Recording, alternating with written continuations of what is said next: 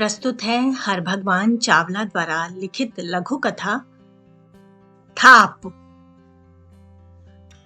माँ बेटी कभी किसी खेत में कपास चुगने जाती तो कभी किसी के घर में लिपाई करती। शादी ब्याह में बर्तन धोती। गांव के पशु जब पानी पीने के लिए जोहड़ की तरफ जाते तो बेटी उनका गोबर बटोरने के लिए तसला लेकर गलियों में निकल जाती। गोबर से माँ बेटी उपले बनाती और बेचती। माँ को विधवा पेंशन मिलती थी। कभी खाना बन जाता तो कभी फाका होता। जैसे तैसे गुजर हो रहा था। इन हालात में भी बेटी पूरी मेहनत से अपनी पढ़ाई कर रही थी। वो माँ को देखती तो ये सोचकर भावुक हो जाती कि माँ को जिंदगी में कभी सुख नहीं मिला। तब वो और ज्यादा तन्मयता से पढ़ाई में जुट जाती।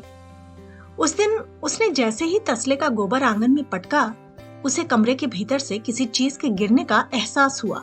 भीतर पहुंची तो देखा माँ चारपाई पर चित्त पड़ी है। घबराहट में उसने माँ को हिलाया, फिर पानी ले आई। पानी के छींटे माँ के मुंह पर मारे तो माँ ने आंखें खोल दी और बावलों की तरह इधर उधर देखने लगी। क्या हुआ माँ, चक्कर आ गया था? उसने पूछा तो माँ ने इनकार में सिर हिला दिया। फिर क्या हुआ? माँ ने पास पड़े मोबाइल फोन की ओर इशारा किया तो बेटी ने लपक कर फोन उठाया। सबसे ताजा कॉल दीपक की थी। दीपक उसका सहपाठी था। उसने दीपक को फोन मिलाया। फोन मिलते ही दीपक का चहकता स्वर सुनाई दिया। बहुत बहुत बधाई अंजलि। किस बात की बधाई? ओहो, जैसे कि कुछ पता ही नहीं। मत खिलाना मिठाई, बधाई तो स्वीकार करो। पहेलियां मत बुझाओ, जल्दी बताओ किस बात की बधाई दे रहे हो? अच्छा, तो तुम्हें सचमुच मालूम नहीं? तो सुनो, सब इंस्पेक्टर अंजलि, तुम्हारा पुलिस में सिलेक्शन हो गया है। थोड़ी देर पहले परिणाम घोषित हुआ है। सच?